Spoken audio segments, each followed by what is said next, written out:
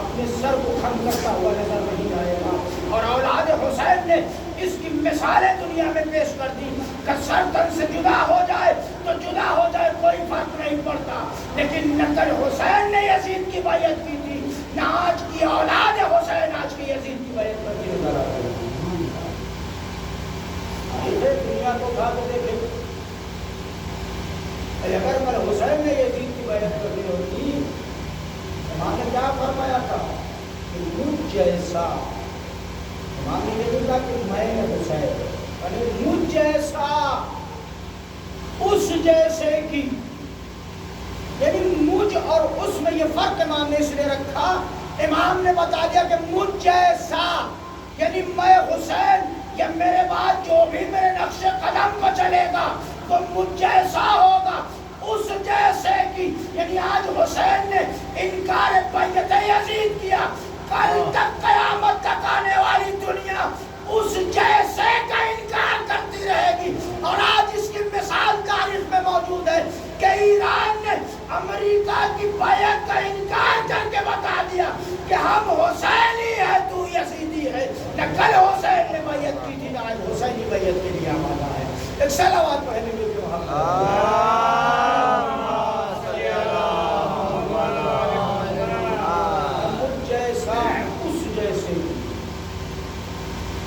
اور اگر امام حسین علیہ السلام یہ دین کی بیعت کر رہے تھے تو آج کی مورخین تو ماشاءاللہ ہے، فوراً یہ دیکھتے کہ حسین بھائی اہل سنت کے عالم ہیں دہلوی صاحب، انہوں نے تحریر فرمایا کہ حسن حسین کی شہادت، حسن حسین کی شہادت نہیں اور رسول کی شہادت ہے۔ ان کے نام میں تحریر سنت کے عالم ہوئی تو تحریر کرتے ہیں کہ حسن حسین کی شہادت در حقیقت رسول کی شہادت ہے۔ تب ان کی اس بات سے ایک جملہ اور سمجھ میں آ گیا، بھائی وہ تحریر کرتے ہیں کہ حسن حسین کی شہادت در حقیقت رسول السلام کی شہادت ہے، تو یہ پتہ چل گیا کہ حقیقت تو یہ ہے کہ حسن حسین کا قاتل حسن حسین کا قاتل نہیں، در حقیقت وہ رسول کا قاتل ہے۔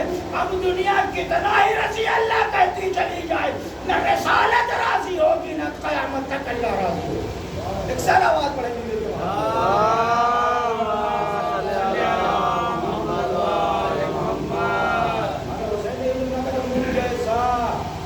اور اللہ کی قرآن میں کہہ رہا ہے کہ وَابْتَغُوا إِلَيْهِ وَسِيلَةً، وسیلہ تلاش کرو، ذریعہ تلاش کرو نجات کے لیے۔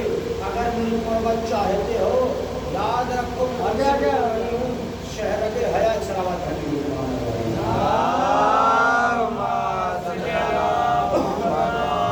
میں تمہارے شہر حیات سے بھی زیادہ تم سے قریب ہوں، تمہارے والدین سے بھی زیادہ تم سے قریب ہوں، تم سے قربت ہے۔ اور اگر حقیقت تم مجھ سے قریب ہونا چاہتے ہو، اللہ ہی تو قریب ہے ہم سے، ہم تو اللہ سے قریب نہیں ہے۔ اللہ نے کہا نا کہ میں تمہاری شہر کے حیات سے زیادہ تم سے قریب ہوں، تو وہ خدا کی ذات ہم سے قریب ہے۔ ہم عاصی و گنہگار بندے تو اس کی ذات سے قریب نہیں ہے، اور اگر اس کی ذات سے قربت حاصل کرنا ہے تو اس نے کہا وَابْتَغُوا إِلَيْهِ وَسِيلَةً، ذریعہ تلاش کرو ہم سے قربت اختیار کرنے کا، قریب ہونے کے لیے۔ بھائی تنہا تم آ نہیں سکتے، میں ظاہراً تم تک جا نہیں سکتا، بھائی اللہ کے نہ تو ہاتھ ہے، نہ پیر ہے، نہ آنکھیں ہیں، نہ جسم ہے۔ اگر جسم خدا رکھتا ہے تو پھر وہ خدا نہیں، جس کا جسم پایا جائے۔ بھائی یہی فرق تھا نا، ہمیں دعویٰ میں جو بنا کے لگائے جاتے، یہ بیچ والے، یہ سب سے بڑے، یہ ان سے چھوٹے، یہ ان سے چھوٹے، یہ ان سے چھوٹے، بھیا اتنے کہاں اتنے ہیں؟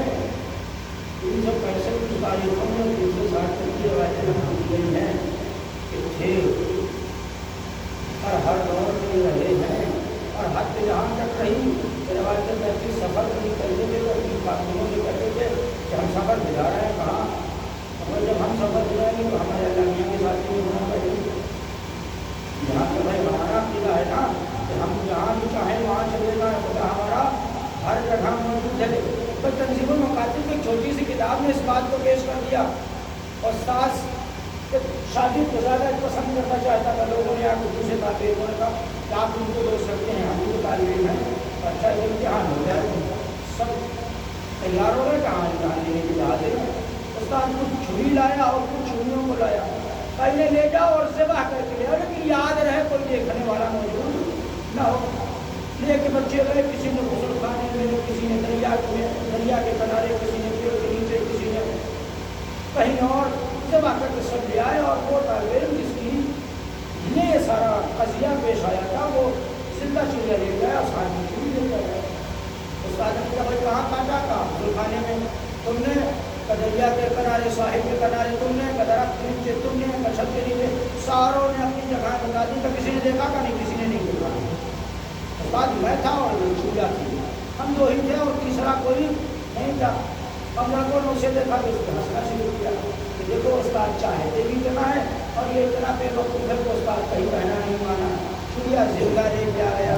استاد نے کہا اب تم بھی آ جاؤ. بچہ قریب آئے تھی, بھائی سب سے باہر کر کے لائے تم.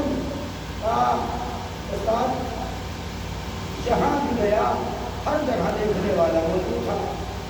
بھائی یہ گئے ان کو دیکھنے والا تھا ہی نہیں, تم ایسے کہاں گئے کہ ہر جہاں پہنچے وہاں دیکھنے والا موجود تھا.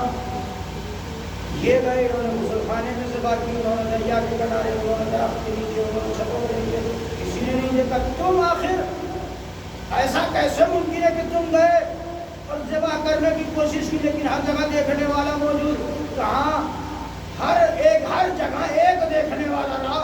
شاگردوں نے کہا ایسا کہیں ممکن ہو سکتا ہے کہ جہاں بھی تم گئے وہاں موجود تھا, کہ ہر جگہ موجود. استاد مسکرائے, لبوں کو مسکراتا ہی کہ بیٹا بتا تو صحیح کہ آخر دیکھنے والا کون تھا. کہ استاد جہاں بھی گیا میں تھا, یہ چڑیا تھی, اور ایک دیکھنے والا کا کون, کہ ذات پروردگار. جہاں بھی گیا, کمرے میں پہنچا تو اللہ کی ذات, غسل خانے میں گیا تو اللہ کی ذات, ساحل کے کنارے گیا تو اللہ کی ذات. کہ ہر جگہ ایک ذات شامل حال رہی, تنہائی ملی ہی نہیں. تو ذبح کہاں سے کرتا؟ استاد نے کہا دیکھ لیا تم میں اور اس میں کتنا بڑا فرق ہے. تم نے اللہ کو ہی بھلا دیا جو خدا خود کہہ رہا ہے کہ میں تمہاری شہرگ حیات سے بھی زیادہ تم سے قریب ہوں.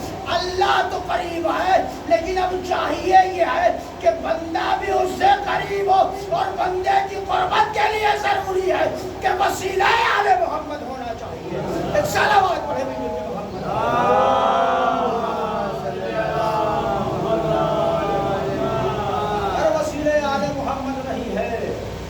یاد رکھو تم اللہ سے قریب نہیں ہو, میں جا ہی نہیں سکتے. یا تو پھر ایک آخری منزل بارہا کہتا ہوں, پھر دوہرا رہا ہوں, یا تو پھر اتر دکشن ہمارے مثال دیتے ہیں نا, اتر دکشن بھی ہو گئے بھگا کرے تو پھر اتر دکشن بھی ہو جاؤ, تبھی لوگوں کو خدا تیار ہوگی اور اس حالت میں کوئی جانے کو تیار ہوگا نہیں. بھائی کتنا بڑا بھی مومن ہو, آپ اس سے جا کے کہہ دیں کہ بھائی اللہ سے قربت اختیار کرنا ہے, تو آپ بتا حافظ کر دیے تو ہر آدمی کا بھائی یہ بات اپنی جگہ ہے, اپنی جگہ ہو, لیکن وہاں جانے کے بعد پھر پلٹنا تم ہے ہی نہیں. کیسے واپس آ جاؤ؟ یا تو وہ ایک صورت حال ہے قربت اختیار کرنے کی, لیکن اللہ نے کہا گھبراؤ نہیں, ہم وقت سے پہلے کسی کو نہیں بلاتے. جب تمہارا وقت ہوگا کسی بھی حالت میں ہو, اور ہم بھی اپنی بارگاہ میں طلب کریں گے. ہر شے اپنی اصلیت کی طرف پلٹتی ہے, ہر چیز اپنی اصل کی طرف پلٹتی ہے. ہم اللہ کی بارگاہ سے آئے, پلٹنا بھی اس کی بارگاہ کی طرف ہے. لیکن وقت آنے کا یہ وقت نہیں. قربت اگر حاصل کرنا ہے, خدا نے کہا کہ گھبراؤ نہیں, ہم نے اس کا بھی ذریعہ بنایا ہے. پریشان ہونے کی بات نہیں, ہم نے 14 کو وسیلہ بنایا, 14 کو ذریعہ بنایا. اب اگر قربت چاہیے تو ان 14 میں سے ایک ہونا چاہیے. بھائی 14 جو ہیں وہ ایک دوسرے سے جدا نہیں, جو پہلے کا کردار وہی دوسرے میں, وہی تیسرے میں, وہی چوتھے میں, وہی پانچویں میں, یعنی حجت خدا تک. جو علم پہلے کا وہی آخری کا, جو تقویٰ پہلے کا وہی آخری کا, جو علم جو ایمان پہلے کا وہی آخری کا. ساری خصلتیں, ساری شے, ہر چیز جو ایک میں تھی وہی سب میں پائی گئی. تو اب وسیلہ بھی ایسے کو بنانا ہے کہ جس میں دیکھا جائے کہ ہر شے پائی جاتی ہو. ایسے کو وسیلہ نہیں بنانا چاہیے کہ جب مسئلہ آ جائے تو کہتا نظر آئے کہ بیٹی سے پوچھ کے بتاتا ہوں یا بیٹے سے معلوم کرتا ہوں. ایک صلوات پڑھیں گے جن کے محمد والے.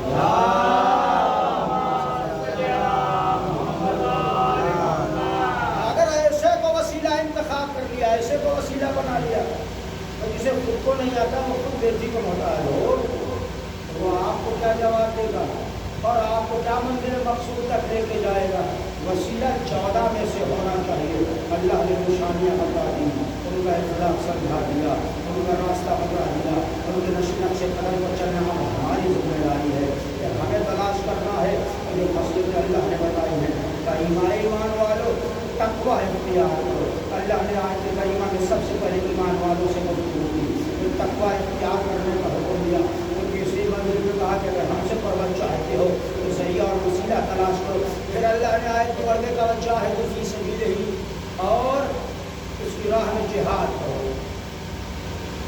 جہاد اور جنگ میں فرق ہے. جہاد الگ معنی رکھتا ہے اور جنگ الگ معنی رکھتی ہے. بھائی جنگ جو ہم اپنے مفاد کے لیے لڑیں گے, پتہ چلا کہ ہمارا کسی نے کھیل چھین لیا اور ہمارا حق جا رہا ہے, یہ جو ہم لڑ رہے ہیں اسے جنگ کہا جائے گا. جہاد نہیں کہا جائے گا. کیوں کہ اس میں ہمارا مفاد ہے, ہمارا فائدہ ہے, ہم اپنے حق کے لیے لڑ رہے ہیں. لیکن جہاد اسے کہتے ہیں کہ اسلام کے لیے لڑا جائے, دفاع توحید کے لیے لڑا جائے, پرچم اسلام کو بلند کرنے کے لیے لڑا جائے, اللہ کی وحدانیت کو بچانے کے لیے لڑا جائے, رسول کی رسالت کو بچانے کے لیے لڑا جائے, انبیاء کی محنتوں کو بچانے کے لیے لڑا جائے. اگر حسین کربلا میں سب کن سے نکاح نہ کرواتے, گھر گھر کو نہ اٹھاتے تو آدم کی محنتیں بیکار ہوتی, ابراہیم کی محنتیں بیکار, ابراہیم اسماعیل کی محنتیں بیکار, یوسف کی محنتیں بیکار, یونس کی محنتیں بیکار, یعقوب کی محنتیں بیکار. یعنی سارے انبیاء کی محنتیں کا حصار جو ہے اس ذات حسین مظلوم پر ٹکا ہوا تھا, اور حسین کو اللہ نے ذریعہ نجات قرار دیا ہے.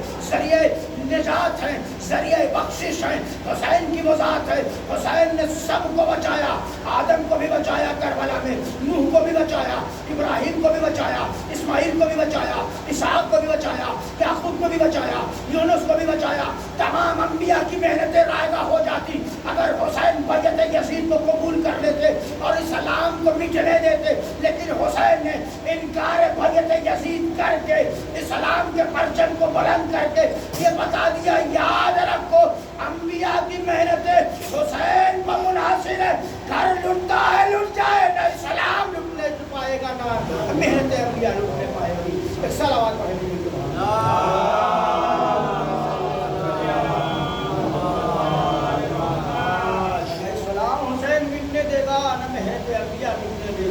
حسین نجات کا وسیلہ ہے, نجات کا ذریعہ ہے, اور حسین نے نجات کا دی. حسین نے منزلت حسین کو پہچانا تھا.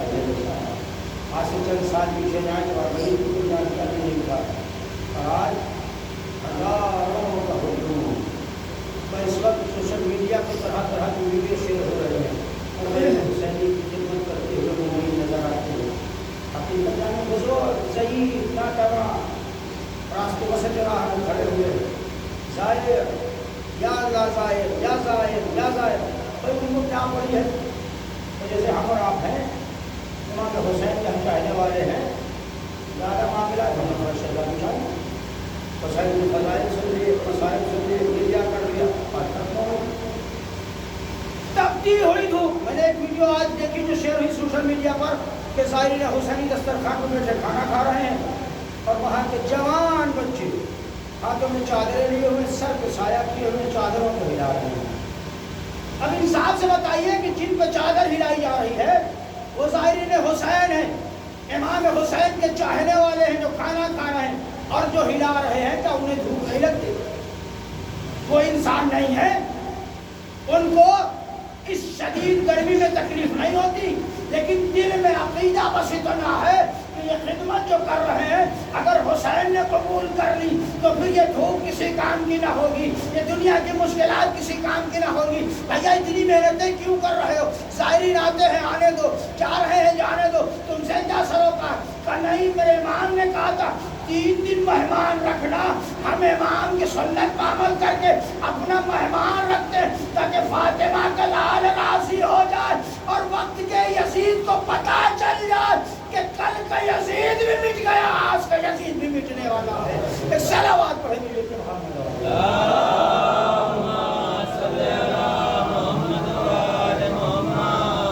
کل کے یزید کا بھی ایک ٹارگٹ تھا۔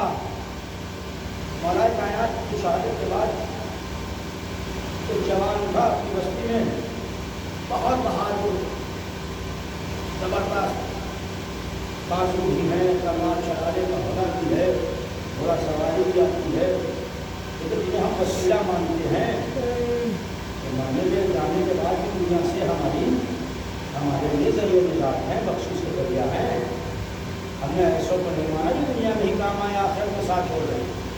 لوگوں نے کہا کہ بہادر بھی ہو، جوان ہو، شور بازو بھی موجود ہے، تلوار کا ہنر بھی ہے، گھوڑے سواری بھی ساری چیزیں ہمارے پاس نہیں۔ کہا پھر تمہیں پتا ہے کہ ہماری نسل کے 1000 سے زیادہ علی و قتل کیے ہوئے۔ کیا کہا کہ تمہیں معلوم ہے کہ ہمارے قوم کے 1000 سے زیادہ علی و قتل کیے ہوئے۔ کہا کسی کو جنگے پیبر میں، کسی کو سکری میں، کسی کو ہنر میں، کسی کو باتوں میں، کسی کو اور کسی کو جگہ جگہ پر، لیکن یہ ٹارگیٹ 1000 کا لکھا تاریخ میں۔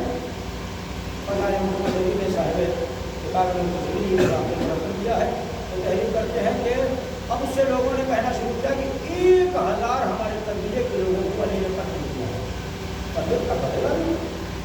اور مولا کی شان بات کو اس لیے ایسا ہے تو ہم ضرور کا ملیں گے کہاں؟ لوگوں کا وہ دنیا سے آدمی کا قابل کہاں ہے؟ نجف اشرف اچھا لشکر تیار کیا اس نے، باری گھر پر لشکر تیار ہوا، بڑا سا ریٹ کو پوچھ لیا اس نے نجف کا۔ نجف کے جیسے قریب آیا جو نجف میں افراد بس ہونے لگے تھے، ان کو جب یہ خبر ہوئی تو انہوں نے پہلے تو مقابلہ کرنے کی کوشش کی، لیکن جب کامیابی نہ مل سکی تو بارگاہ مولا کائنات میں داخل ہوئے، دروازے کھول کر دستور کر دیے۔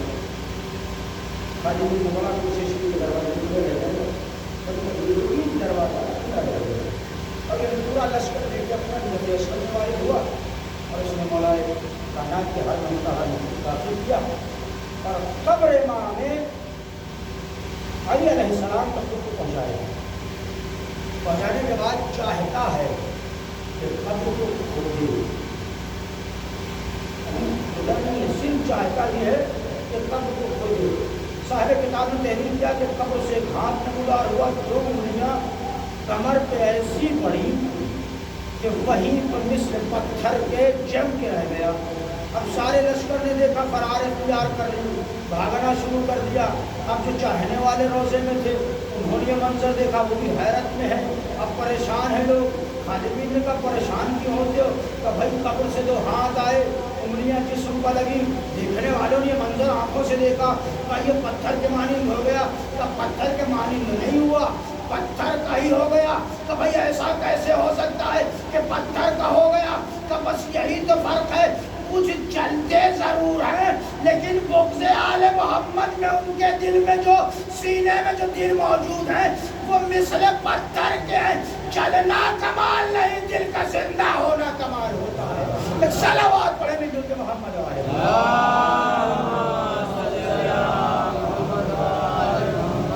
اور اسے دروازے کے باہر رکھا گیا، وہ ایک عرصے تک مدت تک پتھر کا بنا ہوا رکھا رہا۔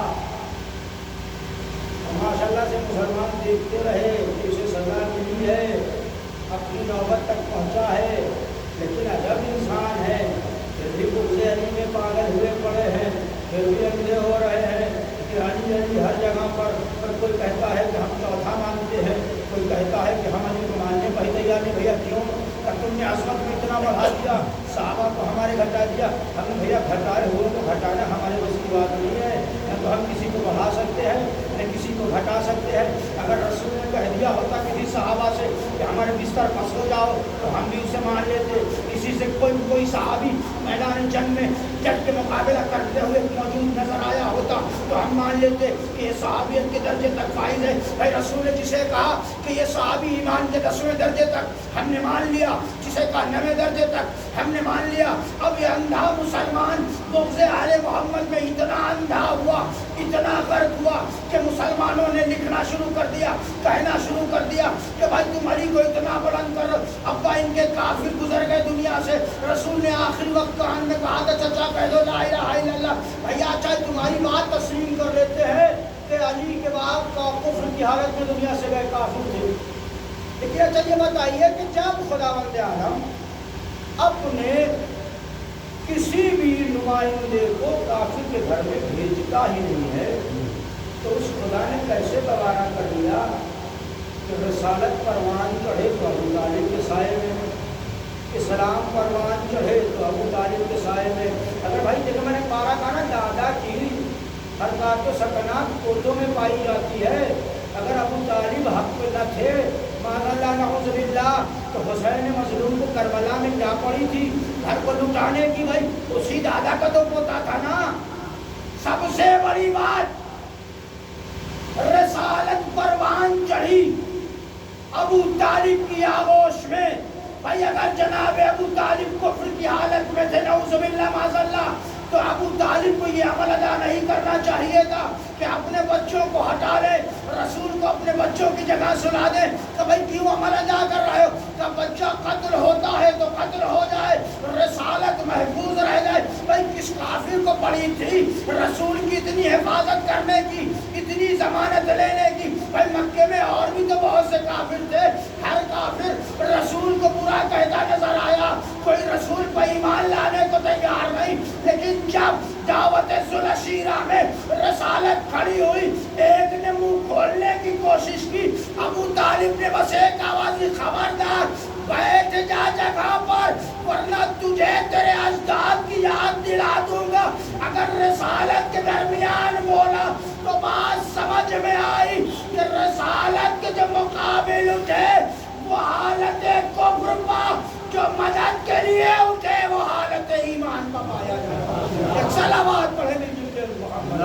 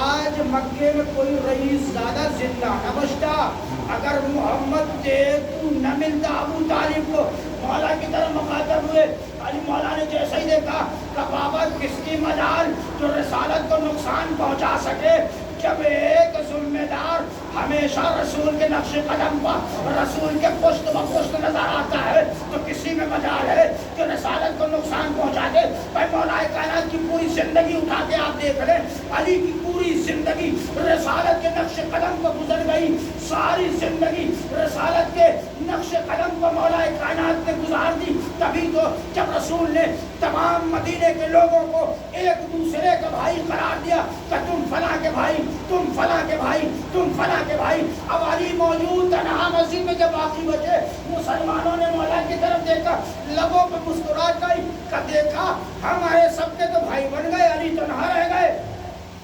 بھائی ہمارے سب کے تو بھائی بنا دیے گئے, فلاں کو فلاں کا بھائی, فلاں کو فلاں کا بھائی, فلاں کو فلاں کا بھائی, تو یہ سب بھائی بنا دیے گئے. بس علی مسجد میں تنہا بچے جو کسی کے بھائی نہ بنائے گئے. مولا کائنات نے نظریں اٹھائی, رسالت کی نظریں امامت کی نظروں سے ٹکرائیں, لبوں پر مسکراہٹ آئی کہ علی بھائی اس کا بنایا جاتا ہے ایک دوسرے میں جو ایک دوسرے کے جیسا ہو. نہ تیرے جیسا کوئی مدینے میں ہے, نہ مجھ رسالت جیسا کوئی مدینے میں. ایک صلوات پڑھے ملت محمد.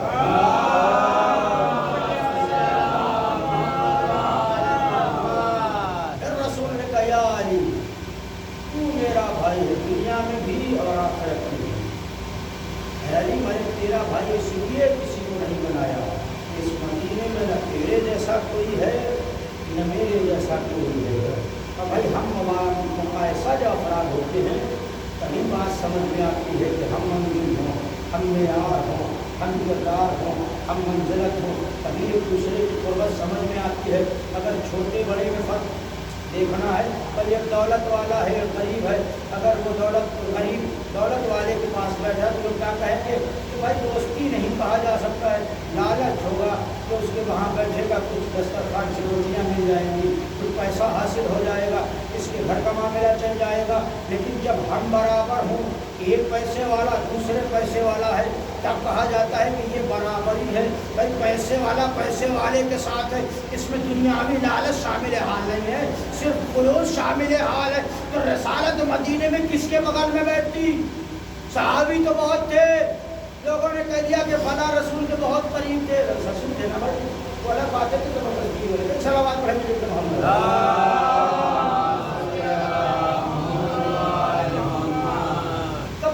رسول کے بہت قریب تھے, رسول سے بہت قریب تھے.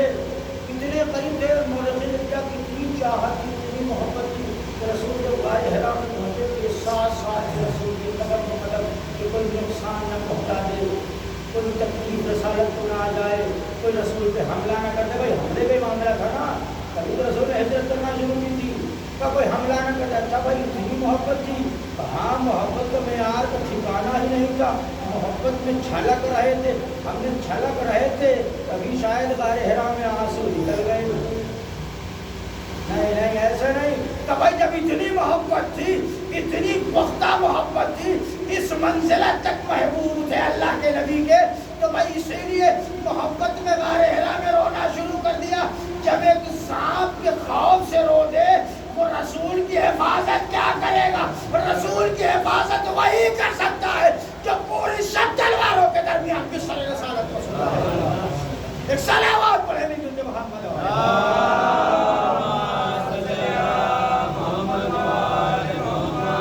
رسالت کی حفاظت وہی کر سکتا ہے. تلوار کے سایوں میں بھی سوتا رہے. اگر مولا صبح میں بیدار ہوئے تو مولا کے سکون کچھ کام کیے گئے تھے, صبح میں بیدار ہوتے ہی ہمارے ہیں کچھ تو بار کو تک پہنچا دینا منڈی کے لوگوں کی. مولا پھر گزاری ایسی نیند آئی کہ آج کا کبھی ایسا کبھی سویا ہی نہیں جیسا آج ہی سویا. اور حقیقت یہ ہے, تاریخ میں لکھا ہے کہ مولانا کائنات کی پوری ملا کے والدین ظاہری گزر جاتی تھی, یہ سوتے نہیں تھے. لیکن اس شب حکم رسالت تھا, رسول کے بستر کو علی سو گئے. مولانا نے کیا فرمایا کہ آج جیسی نیند ابھی تو آئی نہ اس سے پہلے کبھی آئی تھی, نہ شاید اس کے بعد کبھی آئے گی. جتنی چین کی سانس آج علی سویا ہے. ہاتھوں کو جوڑوں میں مولا کیسے چین سے نیند آ گئی. تلواریں چاروں طرف تھی, کفار گھر کا حصارہ کیے ہوئے تھے. اور کوئی صحابی ہوتا تو وہ کیا کرتا, بھائی کوئی اور صحابی ہوتا تو شاید یہی ہوتا کہ ادھر رسول چھوڑتے, ادھر وہ ہاتھ جوڑ کے نکلتا, بھیا رسالت تو چلے, رسول تو چلے گئے, ہمیں جانے دو, ہماری اپنی جان کی پڑی. مولا اتنی خطرناک جگہ پر بھی آپ چین کی نیند سو گئے کہ بھائی سونے کا مقصد صرف یہ تھا کہ رسالت کہہ کے گئی تھی علی صبح میں یہ امانتیں مشرکین مکہ تک پہنچا دینا، امانت داروں تک یہ امانتیں پہنچا دینا۔ علی کو یقین تھا کہ رب رسالت یہ حکم دے کے گئی تو اب ملک الموت میں بھی تاب نہیں جو علی کے بدن سے روح کو قبض کر سکے، روح نکال سکے۔ بھائی ضمانت رسالت لے کے گیا۔ مولا نے کہا یہ مجھے یقین تھا کہ علی جب چاہے شہید کر دیا جائے، لیکن آج کی شب علی کو زندہ رہنا، اسی لیے چین کی نیند سو کے مولا نے بتایا کہ تلواروں میں سونا صرف حیدر کرار میں یا اولاد حیدر کرار نہیں پائے گا۔ ایک صلوات پڑھ دیں۔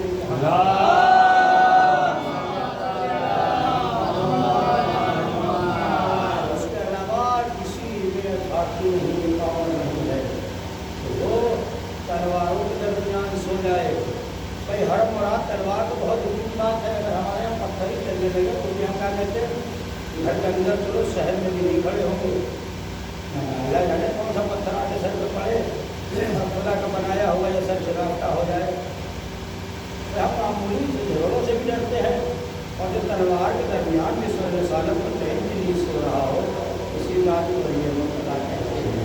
ہمارے مشکلات کو اگر دنیا سمجھ لیتی تو آج دنیا تربیت کی ٹھوکریں کھاتی ہوئی نظر آتی۔ آج مسلمان یہودی اور عیسائیوں کے ٹکڑوں پر پڑ رہا ہے، یہودی عیسائی کے ٹکڑوں پر پڑتا ہوا نظر نہ آتا، صرف سلام اچھلتے ہوئے نظر آتے، لیکن عظمت آل محمد کو نہ سمجھ سکے، عظمت حیدر کرار کو نہ سمجھ سکے، جس کی یہ بدولت ہے کہ آج تم یہودیوں کے غلام بنے پڑے ہو، آج تم عیسائیوں کے غلام بنے پڑے ہو، اور آج بھی یہ تاریخ گواہ ہے کہ جو نقش قلم آل محمد پہ اٹھے، جو پیر کھڑے ہوئے، آج بھی وہ چین کی سانس جی رہے ہیں۔ حیات من ذلہ، حیات من ذلہ کے نعرے بلند ہیں کہ تم کتنا ڈرانے چاہتے ہو۔ آج بھی ایران کی سرزمین سے جو نعرے بلند ہو رہے ہیں وہ یہی ہیں کہ بدلہ لیا جائے، بدلہ لیا جائے، بدلہ لیا جائے۔ بھیا اتنے شہید تمہارے ہو گئے، میزائلیں تم پر چل رہی ہیں، تمام تر ملک تمہارے خلاف ہیں، بھائی ایک تو ہوتے تو بات ہضم ہو جاتی۔ سعودی، جارڈن، کویت، بحرین، یو اے ای، اسرائیل، امریکہ، کتنے ہوئے؟ تو مد مقابل کون کھڑا ہے کہ ایک طرح ملک ایران، کہ بھائی اتنے جب دشمن ہیں تو ایران کو بیعت کر لینا چاہیے تھی، شکست حاصل کر لینا چاہیے تھی۔ تو ایران سے بس ایک ہی آواز آئی، یزید کے لشکر میں ہزاروں تھے، حسین کے پاس 72 تھے، حسین آج بھی زندہ ہے، قیامت تک زندہ رہے گا، یزید کل بھی مردود تھا، قیامت تک لعنت کا حقدار قرار پائے گا۔ ایک صلوات پڑھ لیجیے۔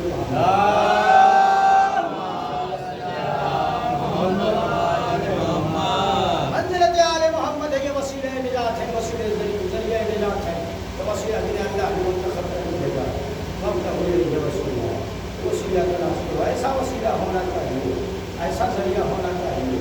اگر کوئی ایسا ویسا ذریعہ انتخاب کر لیا، یاد رکھو پھر جیسا ذریعہ ہوگا ویسے پڑھائی محمد دنیا کی کامیابی آج کا دن جو گزرا ہے نا، یہ حسین کی بلکہ کی شہادت ہوئی، قیامت ہوئی، دماغ میں ہاتھ میں سنبھالے ہوئے ہم کو سکر کا کیا گیا، اسے ایک ہی جملہ یاد آتا ہے، ایک میت مدینے میں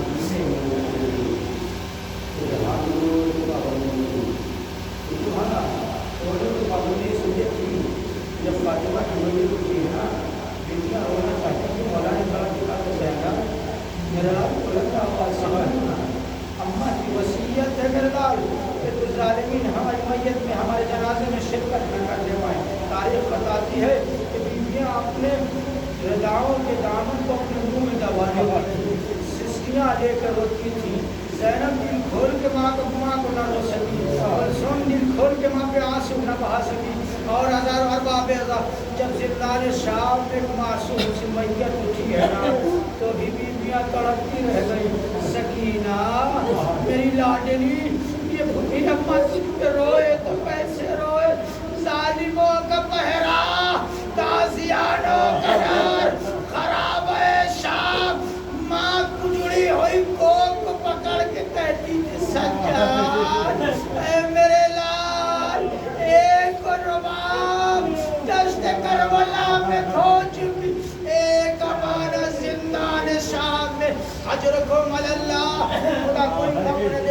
سوائے غم مظلوم کربلا کے تاریخ بتاتی ہے کہ جب اہل حرم کو رہائی ملی نا، جناب سکینہ کے حوالے سے چند جملے پڑھوں گا مسائل کا. شہادت کا شک میں آپ سن چکے، چند مسائل اور جملے کے مسائل کے جملے سن لیں. شہزادی نے اپنے بیمار بھائی سے کہا تھا بھیا سجاد، سکینہ اگر دنیا سے رخصت ہو جائے تو بھیا جب میرا چچا آ جائے اس سے ملانے ضرور لانا. اجرکم اللہ.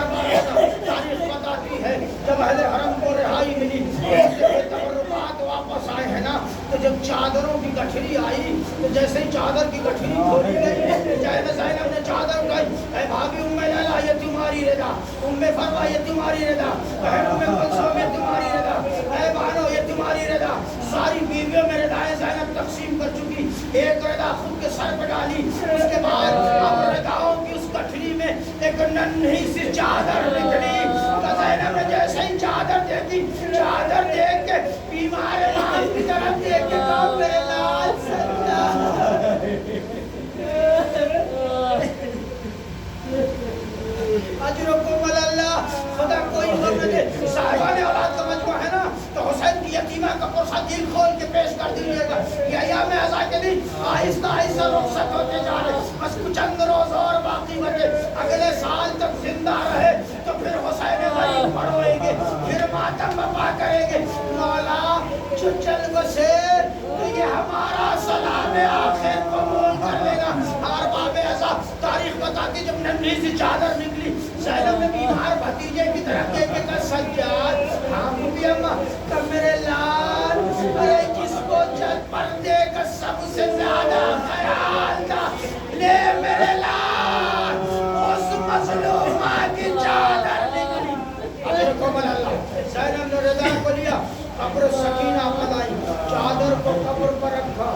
ہر باب عزا انصاف سے بتائیے گا، کل شہادت، آج روز شہادت جناب بی بی سکینہ کا تھا نا، حسین کی یتیمہ کی روز شہادت کا دن تھا. تاریخ بتاتی، انصاف سے بتائیے گا. ہمارے ایک دستور ہے نا کہ جب ہم قبر میں اپنے کسی عزیز و اقارب جو ہمارا دنیا سے گزر جاتا ہے، چاہے بچہ ہو یا جوان ہو یا صحیح، ہم قبر میں جب دفنا لیتے ہیں اس کے بعد ایک عمل ادا کرتے ہیں. جانتے ہیں وہ کون سا؟ کہتے ہیں پانی ڈالو قبر پر. کہ بھائی کیوں کہ قبر پر پانی ڈالا جائے؟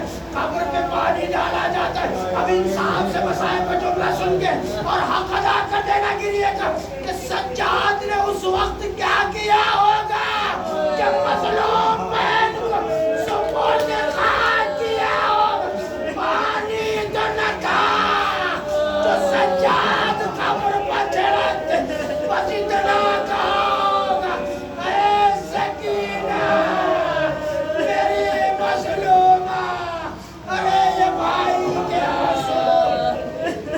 اجرکم اللہ. اجرکم اللہ. سوائے غم مظلوم کربلا کے تاریخ بتاتی ہے کہ زینب نے چادر رکھی، میری لاڈلی ہو تیری رضا آ گئی. سکینہ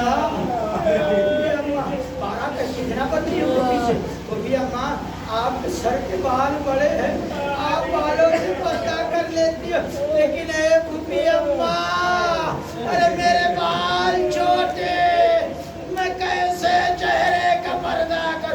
زینب نے آواز دی اٹھ میری لاڈلی، تیری رضا آ گئی. قبر سے آواز آئی ہوگی پھوپھی اماں. اب سکینہ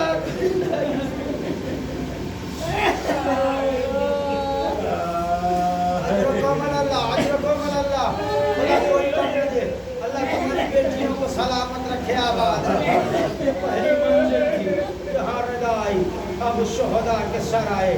بچی نے وعدہ لیا تھا بھائی سے، بھیا جب میرا چچا آ جائے تو مجھ سے ملانے ضرور لانا.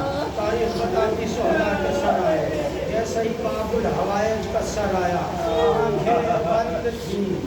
سب شہداء کی آنکھیں کھلی، لیکن غیرت دار کی آنکھیں بند تھی. زینب سے عباس سامنا کیسے کرے؟ چادر کا محافظ سیدانیوں کے پردے کا محافظ غیرت دار سر آیا. تاریخ بتاتی سب سے پہلے علی کی شیر دل بیٹی بلند ہوئی. आगोश में माझ्या भैया के सर को लिया मेरे गैरतदार, मेरे बाबा, जब तक तू जिंदा रहा किसी की मजाल न थी जो ज़ैनब की तरफ निगाहे। मेरे भाइयों, तेरे जाने के बाद ज़ैनब के सर से रदा छीनी गई, कशा फिराया गया। हर बीवियों में सर अब्बास का मातम हुआ, बीमार हम करीब पड़े तो भी अम्मा, हाँ मेरे लाल, लाओ मेरे चचा को, सर को मेरे हवाले करो। सज्जाद क्या करोगे?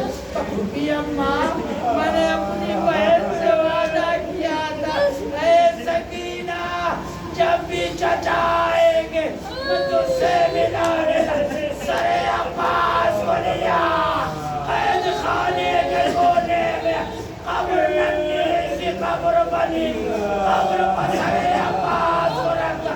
ऐ बहन, ले चचा गए, ऐ सकीना, अम्मू से बातें कर ले, मुझे चचा से मिलने की हरानी। अरे मेरी मजलूमा बहन,